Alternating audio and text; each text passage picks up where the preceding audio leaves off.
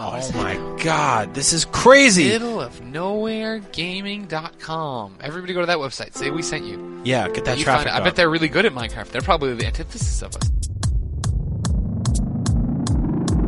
This is the Middle of Nowhere Gaming Podcast.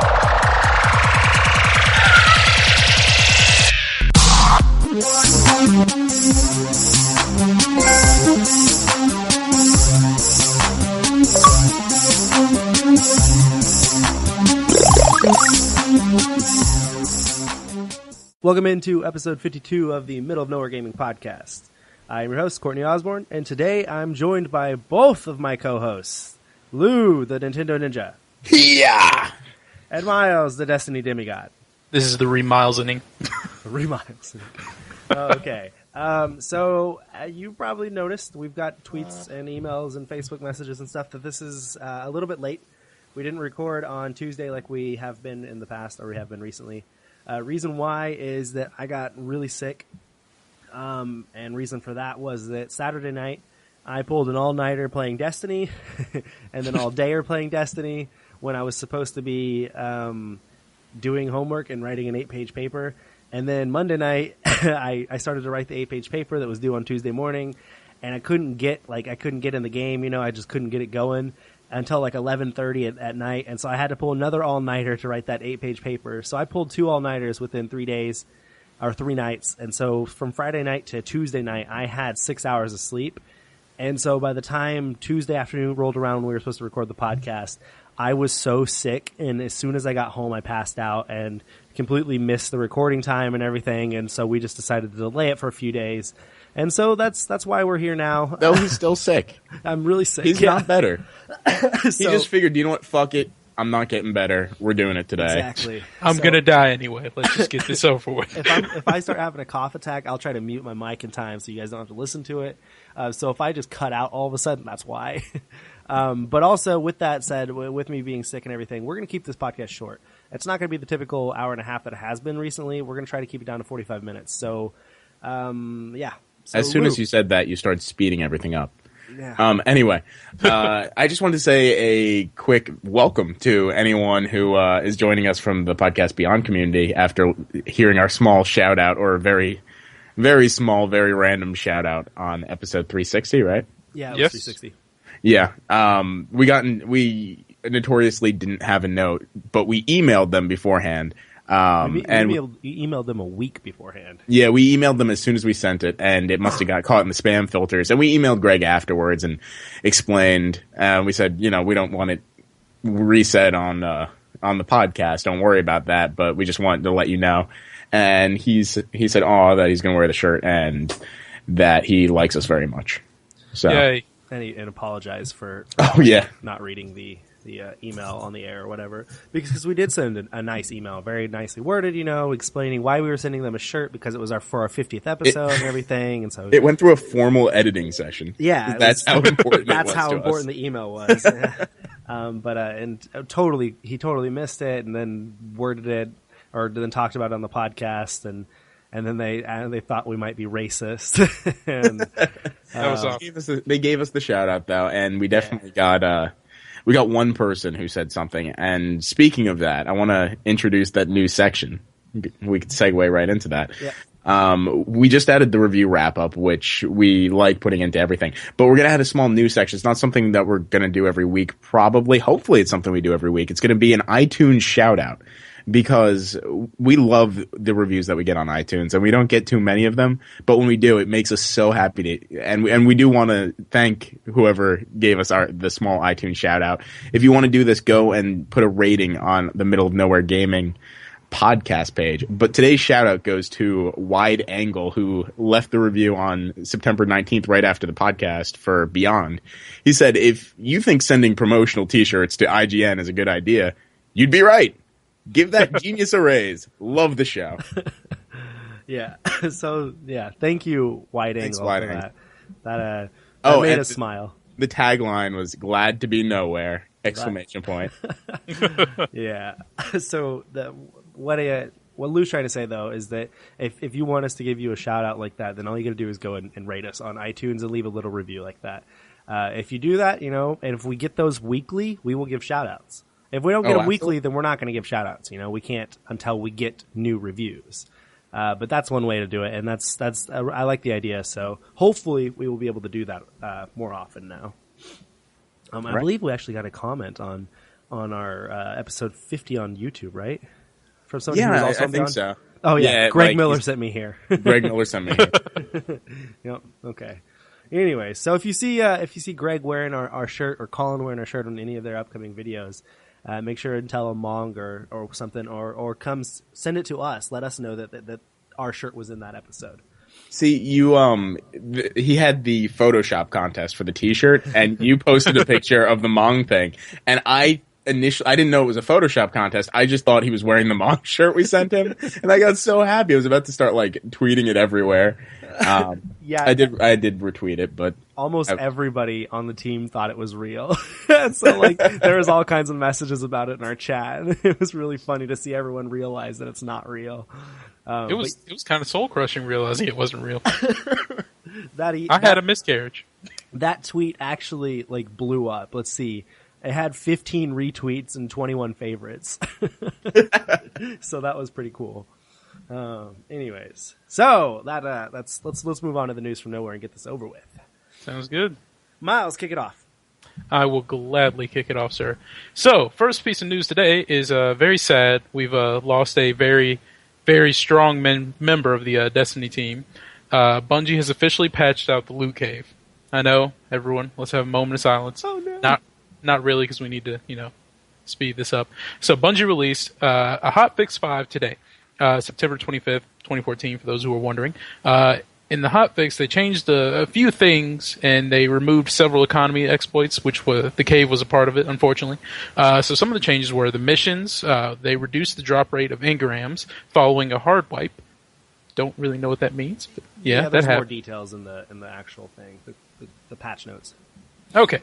But, so they did that. The Queen's Wrath event, which is, for anyone who doesn't know, you get specialized bounties that give you specialized missions. They're normally more difficult than normal, and they give you legendary gear. You get a legendary piece of gear, so there's none of that, the Cryptarch shafted me or anything. So in that, they took out the ability to dismantle those pieces of gear to get Ascendant materials, which was a really good way of farming that. And then in terms of the destinations, all of the monster caves, which is pretty much anywhere that creatures or fallen, whatever hive, whatever they are, spawn out of, has been their respawn time has been changed from the normally low, about 6 to 10 seconds to 40 seconds. Yeah. So it kind of, that was a really big monkey wrench into farming those places. Yeah, it's basically impossible now. And I believe not only is their respawn timer been extended, but also their drop rate. I think the drop rate has significantly been decreased. That's what I read too. Yeah. So, but yeah, so the loot cave's gone. That is literally all anyone can talk about right now on the internet. On Facebook, that's all I saw all afternoon. It was ridiculous how many people are complaining about it and stuff. Exploits. Yeah. I mean, it's unfortunate, but I guess it was. They said that. Oh, for anyone wondering why they did it, the reasoning was that I think Deej came out and said that this is not how they wanted the game to be played. Yeah. His exact quote was, "We did not want people shooting into a black hole and believing that was Destiny," or something like that. Yeah, it was It was really some of that. That's not the kind of communal experience they want people to have in Destiny. They want it to be they want it to be bigger and better than that. Which I totally agree with. And, I of course, I went to the loot cave a few times and would farm it for... No, I've only been there 4 or 5 times, and it wasn't for long when I was there. Most of the time I went there because I knew that the public event spawned there also, so I could get public event stuff too. Right. And then a few times ran into the war also. But yeah, so as much as I did go there, and I did experience it, and I did have fun, I did get drops, I never got anything worth it. I never got a legendary gear, I never got an exotic gear. However, I did raise my Cryptarch level, so that was cool. But it's I understand why you wouldn't want that in the game. It kind of breaks the game. That's not it's kind of fun for us because it feels like we're cheating. We're getting stuff faster, but it's not the game. It's not what they want. So yeah, I'm totally okay with this. I'm okay with people having to level up everything and get better stuff on their own, doing other shit like they're supposed to. I'm just happy I got to use it and get all my characters to the proper levels before they got rid of it. All right. Moving on. Number 2. Sakurai reveals why Ice Climbers were excluded from new Super Smash Bros. Games. Isn't that Sakurai? Sakurai, I said Sakurai. Sakurai. Go ahead.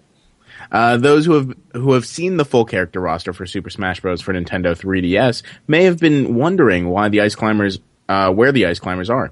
The game's director, Masahiro, right? Yeah. That's right.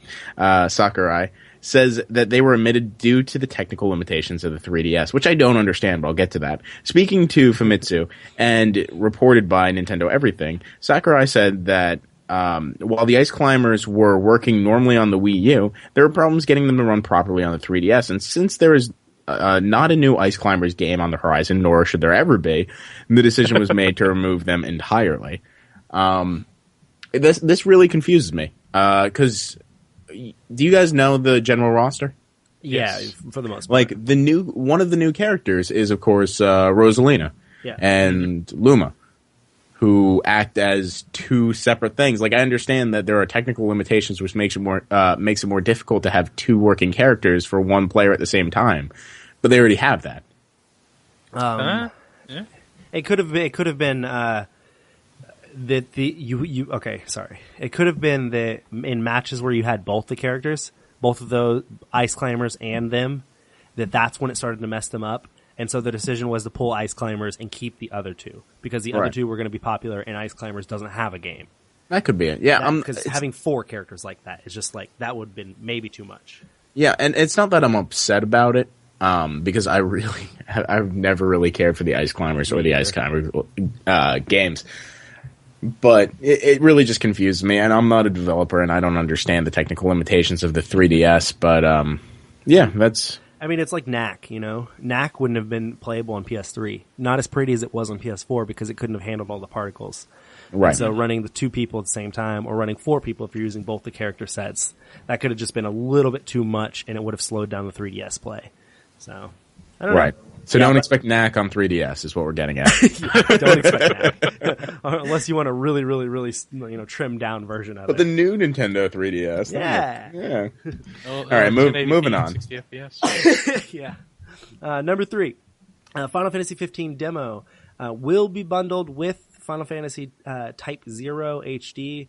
However, that's actually not 100% true anymore. There's been something come out since then. What originally was announced, that a playable demo will be included when you buy it next March, on March 17th. But since then, they've come out and said that they don't have a guaranteed date for the release date of the demo. However, they're going to work to get it as close to release as possible. They want to get it on release, but they're not guaranteeing it. They don't want to be like, oh, it's going to be there, and then a week out be like, sorry, actually, we're going to have to wait for the demo. So it's not necessarily bundled per se, but you will get it. You're going to get a code. You're going to get the demo if you buy Type 0. However, it may not be the day you buy Type 0. It may be a week later, it may be 2 weeks later, you never know. But it's coming with it, just not right away, or maybe not right away. There's not a guarantee. Right. Could be worse. Yeah. But the demo is going to be called Episode Dusky or Dusky. I've never heard it said out loud yet. But it's going to allow players to see see some of the opening scenes in action. However, some elements of the progression will be altered in order to make it more suitable for a demo experience.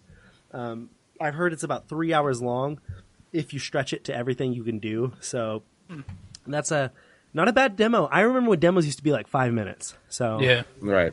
that's pretty cool. Courtney, I have a question for you, and this is a little JRPG related, a little bit not, a little anime related. Okay. Have you heard of Paris syndrome? Paris syndrome. It's something I learned of today. Apparently, it's like each year, 12 Japanese people who go to Paris will generally have a giant, like, panic attack, hospitalized culture shock fit just by visiting Paris, because it is so separate from the anime Japanese idea of what Paris is. And I don't understand that because I don't watch anime. But this is like this is something that's been reported by the Japanese embassy in France, and it's you can check it out on the Wikipedia page. No, I just wanted to understand. That sounds ridiculous. Paraneoplastic syndrome. a disease or symptom that is a consequence of cancer in the body, but unlike mass effect, is not due to the local presence of cancer cells. These phenomena. Wait, no, this is not the same thing we're talking about. Oh well, that's what brought it up. All right, let me look. Paris, Japan syndrome. That sounds crazy. Regardless, either way, sounds weird.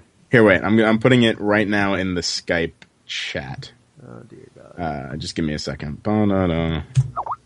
like I'm trying to imagine someone just going to a new city and then just going like they step out of whatever vehicle or transportation they had, just goes into fetal position on the ground, just starts crying. It's like this is what it says. A transient psychological disorder encountered by some individuals visiting or vacationing Paris, France, or elsewhere in Western Europe is characterized by a number of psychiatric symptoms such as acute delusional states, hallucinations, feeling of persecution, perceptions of being a victim of prejudice, aggression, or hostility from others, derealization, depersonalization, anxiety, and also psychosomatic manifestations such there as dizziness. is a 24-hour helpline run by the Japanese embassy to or is suffering from this condition. And I just want to know, what is the Japanese idea of Paris that this happens? Like, do they think there's blowjobs on every corner and they just can't handle that? No, like, it's, I don't know, that's strange. Obviously, I wouldn't be 100% able to explain it. But from what I've gathered, everything from anime and JRPGs and stuff like that, it's either, there are two thoughts that come to mind when I think of Paris, and it's like this a futuristic, it's hard to even explain, like a futuristic place, or it's like medieval, like fucking Dungeons and Dragons kind of like England kind of thing. Like those are the two things I see when I think of Europe from the Japanese perspective. Like it's either futuristic and like robots and shit, or it's Dungeons, Dragons, swords, and castles. But I mean, honestly, I have no idea, so I wouldn't know what they really think. That's just from what if anyone knows more about this, please get in touch with me, because I'm just fascinated with the idea. And sorry, I'm taking up time on the podcast, but this is something I thought that you might have a window into. Yeah. I hope no one actually thinks that they're going to go there and see like future cyber dragons and knights made out of steel and I don't know, molten whatever. Moving on, number 4, Blue. Number 4, Bloodborne gets a release date. Woo! Hey. Woo! About time. After a few days ago, we reported that there will be a beta for Bloodborne coming to Europe today, or not today, but whenever at TGS. From Software and Sony released a new trailer and revealed the release date and the special edition for the PlayStation 4 exclusive. Bloodborne will be released on February 6, 2015 for PlayStation 4. The $80 collector's edition will come with a steelbook case, an art book, and a download code for the digital soundtrack. I love anything that'll have a digital soundtrack. Me too. Additionally, Sony and From Software said that the collector's edition will be in limited quantities. So if you plan on buying the Bloodborne collector's edition, pre-order now to guarantee a copy. What? I'm excited. I might do this as we speak. I'm happy about this only because it's one of those special editions I don't really care for, so it's less money out of my pocket. Yeah. But I do plan on buying Bloodborne. It looks so good. The co-op looks amazing. The release date comes only, I think, 2 or 3 days after the Japanese release date. I'm not sure. For those still listening, it is still available on Amazon. I'm ordering it right now. Bloodborne release date. It is North America. Okay, yeah, it's 2 days ahead. No, wait, no. That's totally wrong. I read PlayStation 4, and I thought that said February 4. What are you doing with your life? Dude, I feel like shit. All right. Let's move on. Continuing on. All right. PlayStation 3. Did I do the last 3 or the last 2? No, the last 2. Last 2. Okay. PlayStation 3 gets a PlayStation Now open beta. The cloud streaming service PlayStation Now is now in open beta for PlayStation 3. PlayStation Now will allow you to stream games on either PlayStation 4 or PlayStation 3. Sony has announced that 150 games are expected to be part of PlayStation Now. Sony has announced that the 150 games expected. This is a really repetitive one. There's a ton of different games. There's God of War Ascension, Infamous, Ultra Street Fighter 4 arriving soon. Oh, Catherine. Ooh. Yeah. Got a fantasy. The service now will also include Metal Gear Solid 4, Guns of the Patriot, Ninja Gaiden Sigma 2, Catherine, Resident Evil 5 Golden Edition, Twisted Metal, Saints Row the Third, the full package, and much, much more. In fact, 130 something plus more. So, what do you guys think? I still haven't had a chance to play PlayStation Now. I meant to I'm still over the okay summer. with that. I meant to over the summer. I was going to stream Final Fantasy 13 on my PS4, but I just never got around to it. I kept forgetting to. So I just don't like the idea. I love the idea. I think it's a great idea. Now, if they can actually deliver It's the pricing on it, I don't like. Well, yeah, but again, it's still in beta. We don't know when the final product is going to be out there and if they're going to change it. I assume they would, because betas typically change significantly before the final release. So hopefully that changes, because it's ridiculous that you could rent a game for 90 days, but you could also purchase it for the same price. Right. So why would I rent it? You know. Right. Whatever. Right. They're stealthily trying to get more of my money. But it's nice to see it on PlayStation 3. It'll be exciting to see whenever it launches on all the other platforms too. So, I mean, I've never wanted to use it more than when I saw they had Ascension up, and I was like, "Oh, it's God of War! I love God of War." Yeah. But all Moving right. on. Yes, moving on. Moving Indeed. on. Story 6, people. Just if you're keeping track. All right, Microsoft has revealed official PC versions of the Xbox One controllers. Earlier this week, Microsoft unveiled them. And as I said, they're going to be specifically for PC. Though I guess you can still use them for Xbox One, maybe. I don't know. It's functionally identical to the original Xbox One controller. The product description reads pretty much the same, except for it mentions the use of Windows. And I quote, "Experience in the action like never before with Xbox One controller plus cable for Windows. Redesigned thumbsticks and an all-new D-pad provide greater precision. Enjoy the reliable wired connection to your PC and forget about replacing batteries. The Xbox One controller plus cable for Windows can be used as a wired or wireless one on your Xbox One." There we go. That answered the question I had. Woo! I mean, yay. Yay! No, I mean that's cool. Didn't it already work on PC? Like, didn't they put forward the drivers for that, and it's been working? Yes, actually. Yeah, the wireless ones, but this is a specifically PC version. Like, this is, you could just buy this and it only is PC, I assume, right? Well, I'm guessing that you could probably use it for the Xbox. Xbox One if you had it. well, maybe. it says you can. Yeah, okay. I don't see but- why, unless it's like substantially less than the Xbox One, which you could already do both with. I don't know. I don't get it. Well, I know it wasn't compatible right away when the Xbox One was released. Right? Yeah. So This seems like something for people who are not very technologically savvy, because it seems like something they're trying to trick people into buying, because it's like, hey, you could buy this one that's specifically for PC, even though you already have two that can work fine on your PC. yeah. So I don't know. Yeah. I know I don't like gaming on the computer without having a controller. This would be enticing to get had I not, maybe this is for people who have a PC and don't have an Xbox. Maybe. Right. So that's I'm playing Diablo on my PC. We already have our wait, you're playing Diablo? No, I'm just an example. If you would let me finish, I'm playing Diablo on PC, but I don't have an Xbox One, so I need a controller. Here it is. That's a perfect reason. And I would go buy this one over the wireless one because I don't want batteries. Or you could just play the better version on the PlayStation 4 and Xbox One. Yeah, but I probably won't ever play that game. Oh, no, it is so good. Oh, it probably is, but I probably won't ever play that game. Probably not. I just recommend when they eventually do it for Diablo 4 in like 10 years or something, I recommend jumping into it because it is loot farming is addictive. And it is in Destiny, but I have Destiny to take up all my time, and I don't need anything else to now Right. because I've got JRPGs to play too. This is now an ad for Diablo people. Moving on. Moving on. All right. Resident Evil. What? Nothing. Go Go ahead. He's just Okay. humming. Resident Evil Revelations 2 is releasing episodically in early 2015. Last week, Capcom announced that the recently announced Resident Evil Revelations 2 will be releasing episodically next year. The game will be broken up into 4 pieces and will release 1 episode per week, at which point the whole set will be released on disc. The episodes will cost $5.99 each or $24.99 for a season pass, and it will be released on the 3DS. the system that Resident Evil was originally released on. Well, I think they mean Resident Evil Revelations was originally released on. Yeah. Both the Season Pass and the retail versions of the game will include bonus content not available to the single episode versions. The game will release... God, no exact dates for I think the episodic things have been announced yet, is what they were trying to say. Okay. How do you guys think? What do you guys think about this? Well, first of all, I really like it. I don't care.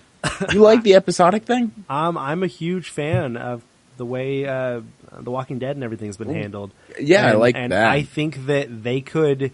This could be really cool because it's obviously it's not going to cost $60 in the end. It's only going to cost half that price, and it's just Resident Evil needs something fresh. They need to change something, and this could be the way to do that, especially for this game. Revelations isn't exactly. It's not a flagship Resident Evil game, so why not flirt with some new ideas?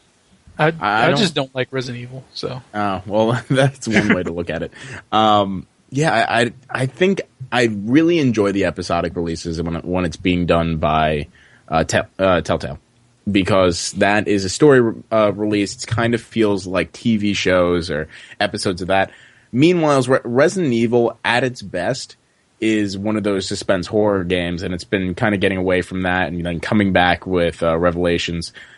But I feel like the suspense and horror aspects of it is going to be broken up by, you finished your 2-hour segment of this, so come back. You're making a lot of assumptions, though. Like you're saying you're not a fan of it, but you don't know yet. You could say that you're questionable. You're going to hold your opinion on it. I'm highly speculative. Yeah, that's more likely than you're not a fan of it and that you don't think it'll work. Obviously you may not think it will work, but you don't know that. So right, when we've seen these work out very well, we've seen it with story-based games, and this could be that. We don't know. Well, yes, if it has the amount of story that The Walking Dead does, then yes. But I think no one is sticking around for Resident Evil's story. That's the only reason I play them. Really? You followed all the... Yeah, the gameplay certainly isn't that great. But then again, you're the only person who knows what's happening in Kingdom Hearts anymore, so... Yeah, well, I am very, very highly known, or very well known for preferring story over gameplay, so... But, yeah. So, I don't know, I'm excited. At the very least, I'm excited to see what they can do with it. It could end up being a bust. But right. I never close my mind off to this stuff, so if it's done well, then I'm going to appreciate it. But until that, I'm waiting to see. Yeah, hold the cards close. Exactly. All right. Next on the news, number 8. There was a new Final Fantasy 15 trailer released last week for TGS. Real cars. Oh, God. But yeah, so this is actually the first time we've seen a trailer since E3 2013, that was when they announced the renaming when it was going to be Final Fantasy Versus 13, changing it to Final Fantasy 15. Last year's trailer was really awesome. This year's trailer was pretty good too. I said in the my opinion section in the story, because I wrote this one, that I will forever remember where I was when I saw last year's E3 trailer. And the same thing can be said for this trailer as well. Last year I was in my bed watching it, and I literally stood up and started screaming, fanboying out when I saw the trailer. I don't know what happened, what came over me. And then this time I was in a line at a drive-thru for Freddy's to get a burger. And I was going through my phone on Twitter, and I saw a new Final Fantasy trailer released, and I was like, "What? No!" And I pulled it up, and I watched it while I was in the drive-thru, and I was freaking out. What's Freddy's? It's a steak burger place. That sounds and frozen custard and ice cream and all this stuff. But Midwest. Anyways, I was Erica was there next to me. She was like, "What are you doing?" I was like, "I'm watching a Final Fantasy trailer. Leave me alone." I was freaking out about it, but yeah, like you said about the cars, though. The whole trailer was about them driving around in a car, seeing all these landscapes and stuff, and it had cut ins and out of battles and shit, and it looks freaking gorgeous. Oh my god! It looks so much better than what was originally shown. So I'm really, really excited about 15. I can't wait to play the demo next year. But yeah. I think the trailer turned a lot of people around. Obviously, there are the naysayers and the people who like to make jokes. Like, oh, cars! Why is there cars? This is stupid. But it's just like there were so many other people who were just Final Fantasy fans who have been iffy about the series lately. And after seeing how beautiful that trailer looks, they're like, "Oh my god, I really can't wait now! Like this looks awesome." That's me. I'm on that list. I'm just graphics don't really do it for me. The story looks fine, and I hope it is fine. Really, it's the battle systems, and I hope it's more of a return to form. The teleporting sword thing is so fucking cool. I got lost. It was. Well, I've seen every trailer for this game, so I know like as much as you can know. Right. Well, I haven't seen most everything for this game. I just mean the most recent Final Fantasy games. They've lost me. Yeah. Not that 7 and 8 had easy managing systems for stuff, but for me at least, it had turn-based, and I could wrap my head around that better. You're never going to see another turn-based Final Fantasy game. I know. Don't remind me. Unless it's handheld. You know, like that's the only way you're ever going to see that. Unless it's Bravely Default. Yeah, Dissidia, Duo Cockum. Bravely Default is technically Final Fantasy. Dissidia was a fighting game, wasn't it? Oh, I don't know. I'm just saying a handheld Final Fantasy game, like Tactics or something. That Theater would be Rhythm. The only way you would see it. That makes me sad. Yeah. I don't know. Moving on. Moving on. Xbox One launch has been delayed in China. Days before its launch, Microsoft delayed the Xbox One. The Xbox was originally scheduled to release on September 23rd, 2 days ago. 3 days ago, if you're listening to this on the first day. It's released. Or is it released tonight? When do we release these?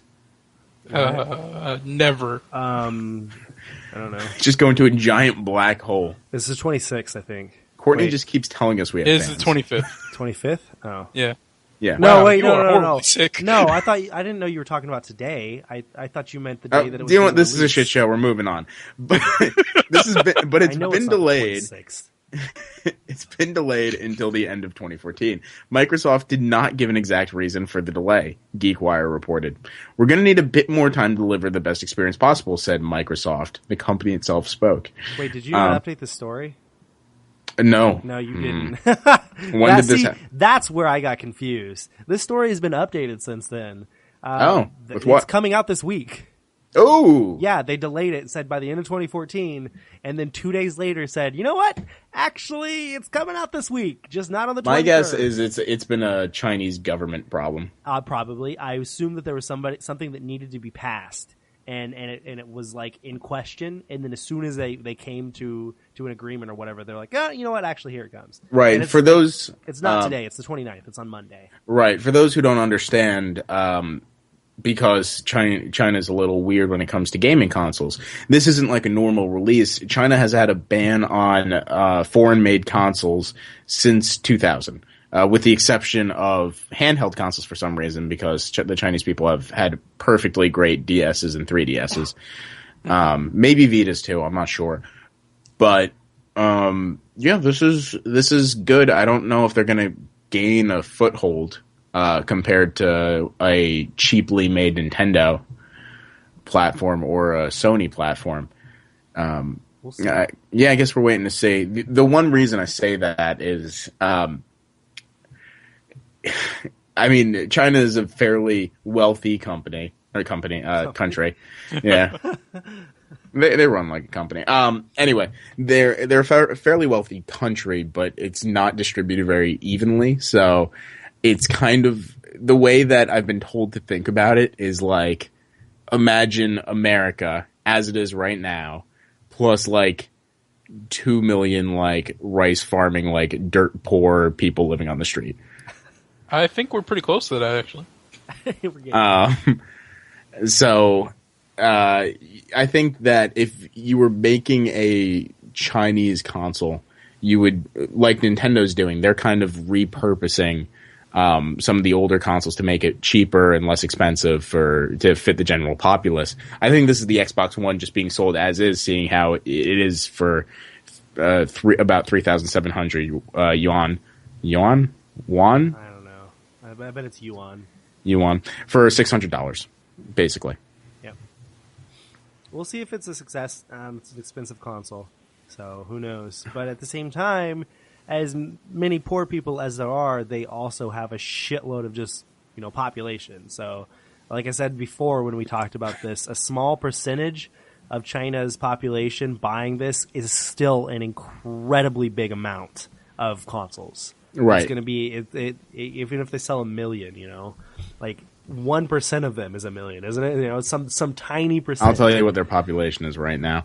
I should know this. I did a ton of, for no reason at all, I just did a ton of stuff regarding China in school. I actually think we came up with the numbers on a podcast once before. 1,366,000. It has exactly 1 billion more. So as 1%, it would be 1 point. What was it? 1.3 or 1.6? Right. I didn't remember. I forget. But you just read how many billion? 1.3. 1.3. Okay, so 1.3 million would be 1%. Right. That said, the financial breakdown of China is because there's about 318 million people in the U.S., so it's exactly like the U.S. plus 1 billion dirt poor people who can't afford living. Yep. So we'll see how it works out. I'm not hopeful, but then again, the Chinese generally, the culture itself, really favor having flashy things. Like they will prefer to buy the newest, greatest phone or clothes before paying for living stuff, water. Food. Yeah, no, it's a strange cultural thing, but a lot of people would prefer paying just looking nicer than actually living in better conditions. So this might be a thing where, it's the American-made console, it's $600, it's really expensive, let me run and grab it. Sure.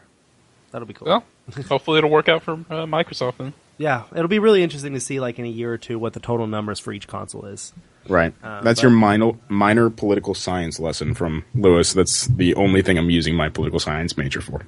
I don't even think that's political science at all. No, it's not. Econ. It's me. I did a lot of Chinese politics in college, and I never plan on doing anything in China. I don't know why I did it. All right. The next one on the list. PlayStation TV is coming soon. Woo! Actually, I found the story really redundant. This was announced 2 months ago or 3 months ago, and for some reason this week it fucking blew up as a story. PlayStation 4 or PlayStation TV is coming on October 14th. Everyone was announcing it. Every single website was announcing it like it was brand new news. I was like, no, it's not news. It was announced at E3, I believe. Seriously, even we have a story on it. Go back and find it. But it's coming soon. But all this was a confirmation. That was the story, was they're actually confirming, hey, you know what, it actually is coming out on the 14th, look for it then, and November 14th in Europe. And what they did with this story was that the biggest announcement was they have a full list of games that will be available on day one. So it wasn't really all about the release date, it's just about these games. There are over 700 games that you could play on day one on the Vita TV or PlayStation TV.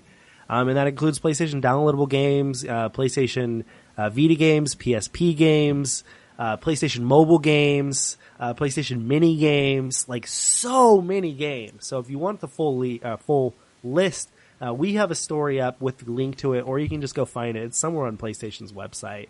I'm not 100% sure, but the link is on our website if you find the story. It's incredible. But if you do want the system, like I said, it will be out next month in the Americas and the 14th of November in Europe. And it will come at a standalone cost for $100 or as a bundle for why does that say $10? Who fucking did that? Really? $10. $100 and what? $40? $150? I don't know. I don't even remember. Somebody fucked the story up. Anyways, and the bundle will come with a wireless DualShock 3 controller, an 8 gig memory card, and the Lego Movie video game. So, but also Walmart's going to be they're going to have their own bundle that will include Sly Cooper Thieves in Time. And that'll cost $140, but it's only at Walmart.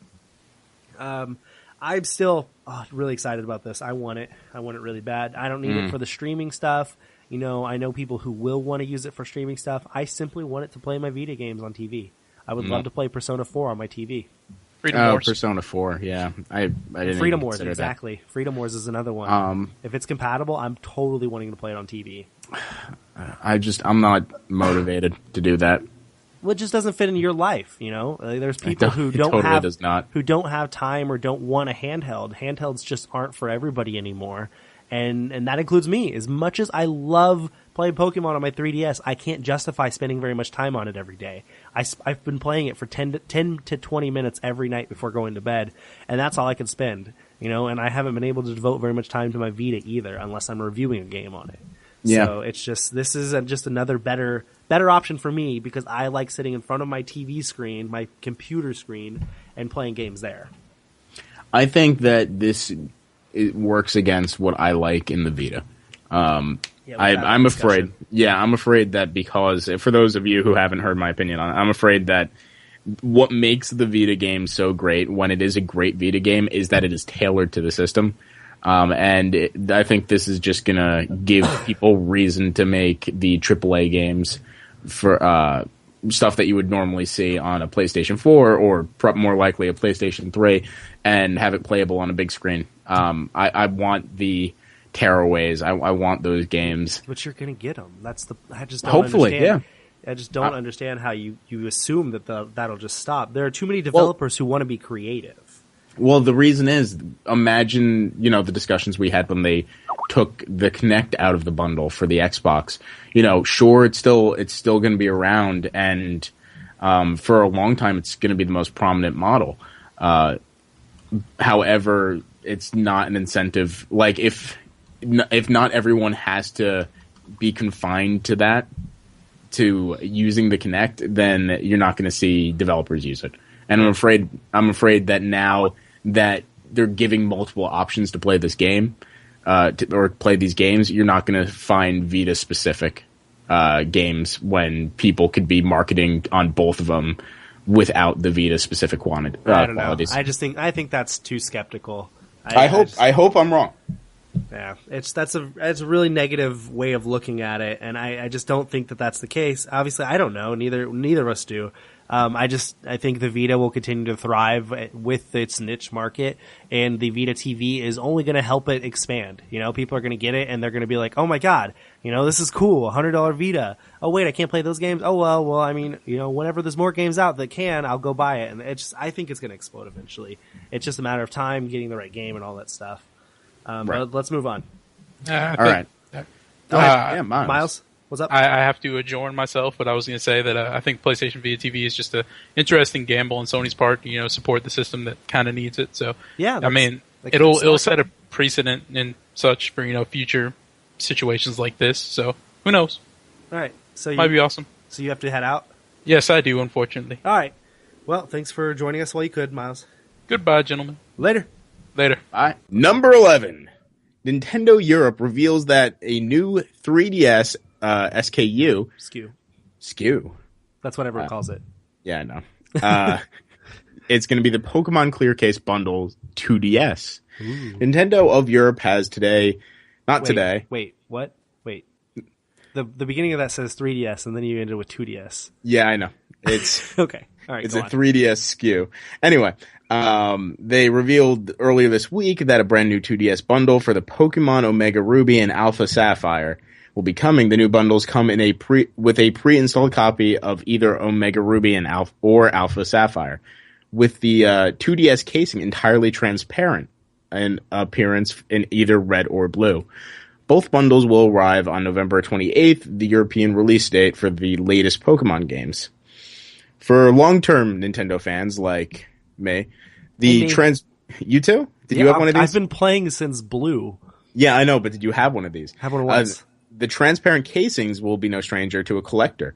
Given that Nintendo has an affinity to the clear cased handheld or even non-handheld structure since the original Game Boy.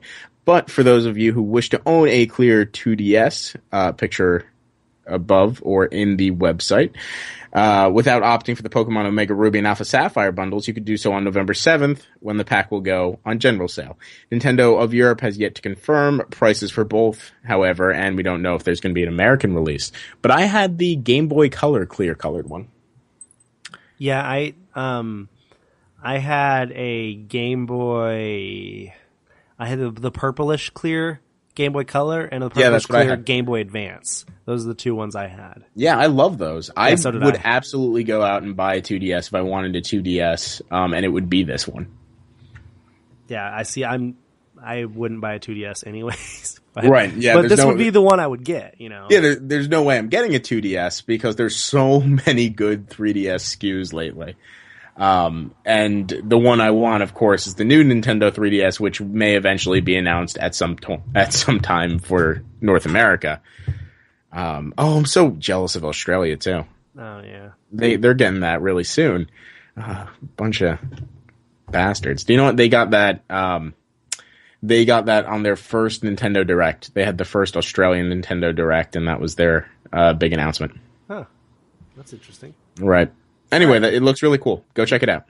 For sure. All right, so that wraps up the news from nowhere. Let's move on to the review wrap-up.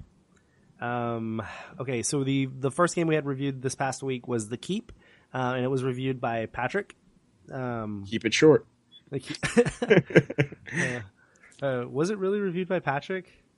I thought it was reviewed by Patrick. Did you just write that without looking? Because I No. swear that's wrong. Who But do you I think could be reviewed it? wrong. I thought it was... I can check right now. Harry. Yep, it was Harry. It was Harry. You Love suck. you, Harry. You suck. Okay, so anyways, Harry said, though the storyline has a very slow start, it does pick up in some meaningful ways. This, coupled with the numerous customizations, can allow players to become immersed in the game and call the experience their own. For $12.99, you could download this game from the eShop, where, if you like RPGs, is certainly an indie game to pick up. He gave it a 7.3 out of 10, which is a solid score, and it sounds like a solid game. So. Yeah, it's pretty cheap too for $12.99. Yeah, $12.99. Those eShop games, man. Those eShop games. Right. The newest review that's going to have, we haven't had a lot of reviews this week. Everyone is still on Destiny. Yeah. But we do have Wasteland 2, which is coming out either tonight or tomorrow, and we'll give you a sneak peek of that. It got an 8.7 out of 10 from Mike Bertrand. He says, as a strapping young lad, my parents believed consoles were the devil, so I grew up on PC games, and strategy RPGs were my favorite. Wasteland 2 captures everything that was great about the games of the 1990s. It's like coming home again, like meeting an old friend, or bake you cookies. It feels like I remember these old, like how I remember these old PC games felt. Many of them don't hold up very well, and their flaws show glaringly with age, but Wasteland 2 was built with the benefit of that experience, so it doesn't suffer from that affliction. I can't even count how many times it turned what started out as a sigh into a, I fixed that. If you have a PC that can run it, you should be playing this game. He really, really enjoyed it. If you're into the old Fallouts, not the new, beautiful Bethesda Fallouts, of course, but the isometric Top stuff. down. Yeah, top-down one. Go for it. I hear it has a wacky kind of sense of humor at times, and if you're a post-apocalyptic fan, then this is going to definitely be a game for you. Cool. I never had a chance to play it, but it does look pretty cool. I remember hearing about the announcement of the new one, so maybe I'll give it a chance eventually. Yeah, I think we got a preview of it before this. Yeah, we did have a preview up before the review. Right. You're starting to cut in and out, by the way. A few words here and there. So, Anyway, so the next review, it's not out yet. Will be up soon, hopefully within the next 24 hours. As for Naruto Shippuden Ultimate Ninja Storm Revolution, I'm working on the review right now. Can't say a whole lot until I have the review finished, so there is no score on it. However, I can give you a sneak peek on it. It's everything you like in all the other Naruto games, gameplay-wise, with some added new modes for gameplay. However, it lacks basically all the story content that is in every other Naruto game. So that's kind of a downer on that part, but still a very good game from the really good franchise. I really do enjoy those games, and I really like what CyberConnect 2 does with them. They're really good at making fighting games. So look out for that review within the next 24 hours or so, and see what the final verdict is on it. So then next on the agenda is our listener question section. We only had 2 questions this week, one from listeners, one from Lou. The first question. I'm so needy. The first question was from Toonday. Pronounce Toonday. He asked, what was your number one game you saw at TGS? Mine was Final Fantasy 15. I have to agree with you, Tunde. Like, really? hands Not down. Tails. Well, I've seen Tales over and over and over. Yeah, this but I'm is surprised. New.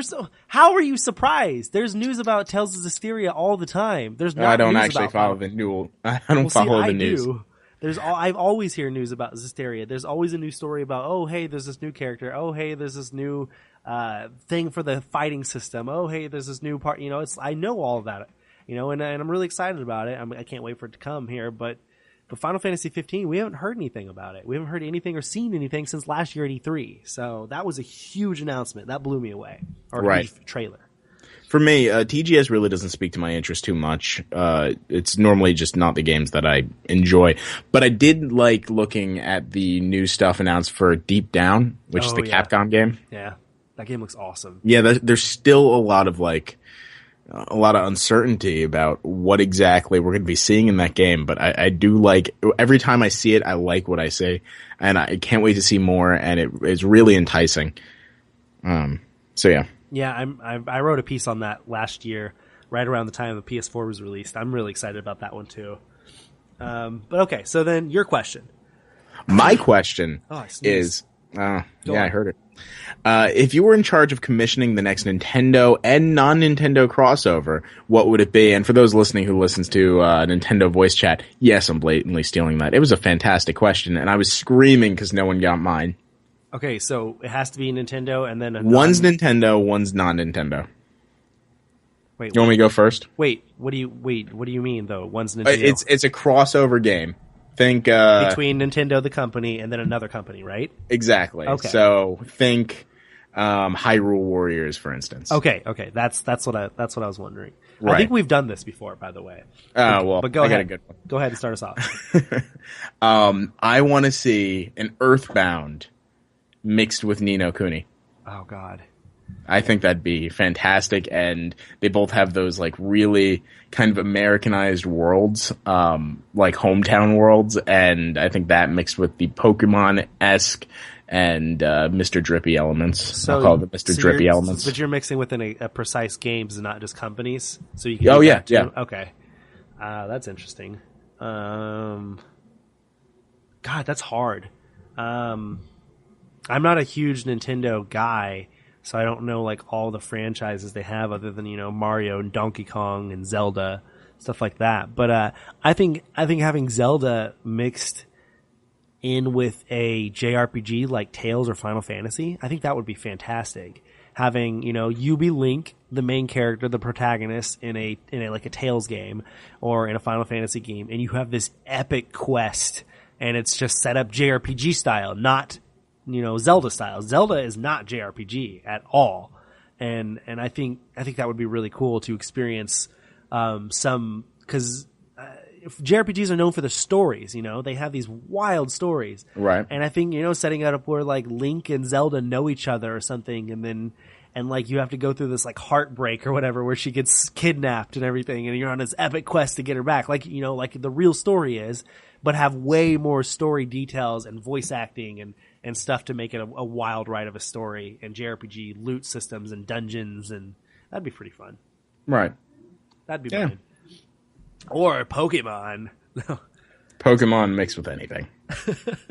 I heard the Pokemon Conquest or whatever it was called was really, really good. Yeah, it apparently was. That's exactly what I heard too.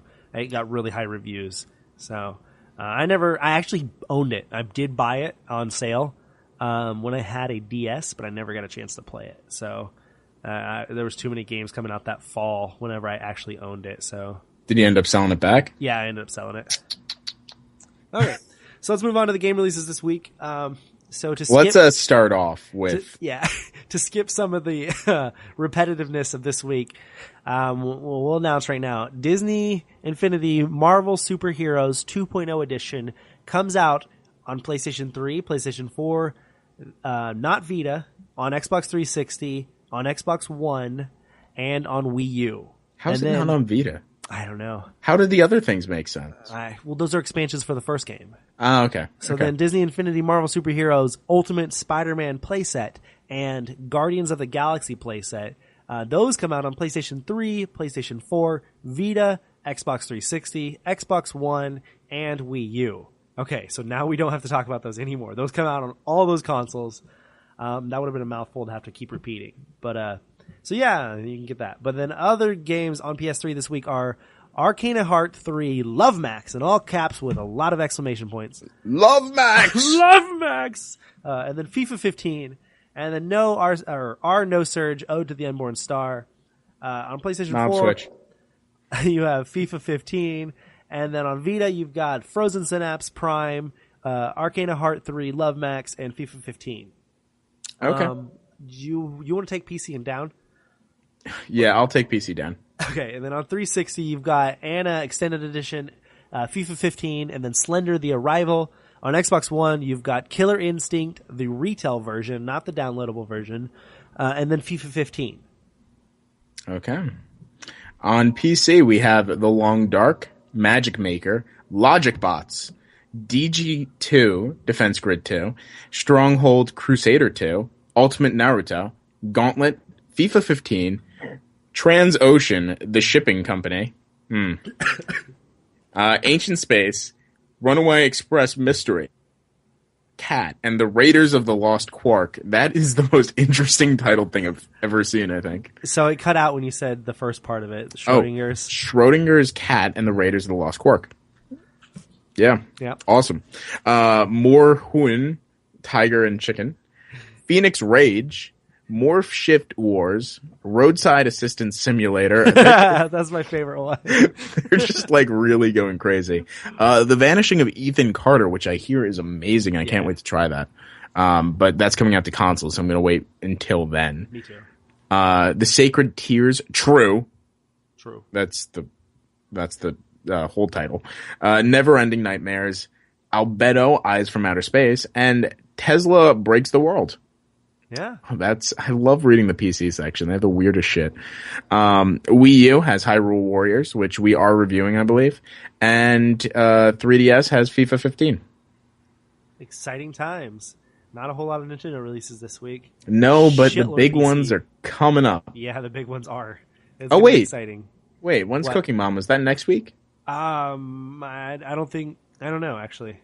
Yeah, I seem to remember that Cooking Mama Bon Appetit, maybe Cooking Mama 4 was, because I was thinking of reviewing that. It's either next week or it wasn't out on the release list when this was written. One of the two. But I don't know. Anyways, so that wraps up episode 52 of the Middle of Nowhere Gaming Podcast. I believe this episode was shorter in the total time. It looks like probably 50 minutes, almost an hour. Yeah. But whatever. Anyways, I'm still sick as fuck. I'm going to get off here and edit this and move on to dying slowly in my bed while I cry. Thank you. Hopefully, Miles is okay because he just had to bail. I think he might have a hot date tonight. Ooh. So wish him good luck on the Twitterverses. Yeah, at Furious Milk is what his tag is. Actually, I'm going to message him. We're all going to do it. You better do it. We'll think of something nice to put. What? Let's all send him a tweet. Okay, what are we going to say then? Spur of the moment. It's kind of. Don't spread. Good luck not passing on the butt cancer to the lucky lady. I don't want to make it too STD sounding in case she eventually sees it. I know. I don't have anything. We'll think of one. We'll tweet it out. You can see it. You retweet it or tweet at him directly. Yeah. In fact, we'll if you're part of the Arctic Monkeys, our Mong fan group, which we love so dearly, and we do all of our clan stuff with, we will put it there. And if you want to join, let us know, because we always love having people to talk to. Yeah. Okay, so that wraps up. We normally record on Tuesdays and release it later that day. However, that wasn't the case this week. We explained that at the beginning. You can email us at mong.podcast@gmail.com or at contact.mong@gmail.com. You can find our Twitter at mong.com, all spelled out, .and.com. And then you can find us on YouTube at youtube.com/mongnetwork. You can find us on Facebook, Tumblr, and Instagram by searching for Middle of Nowhere Gaming. And then the website is middleofnowheregaming.com, so be sure and share that with all your friends so they can all read the latest editorials, news, and reviews. And then again, if you want to be a part of the iTunes shout out, go to our iTunes page. Just search for MONG Podcast or Middle of Nowhere Gaming, and then leave us a review, and we could give you a shout out at the beginning of the podcast. Thank you once again, Wide Angle, for that awesome review. We loved it. And that wraps everything up. You can find us on Twitter. You can find me at Osborne_2009, and you can find Lou at Lou Cantaldi. And make sure, if you're still playing Destiny, which you should be, you join the Mong clan. For sure. Mong! Mong!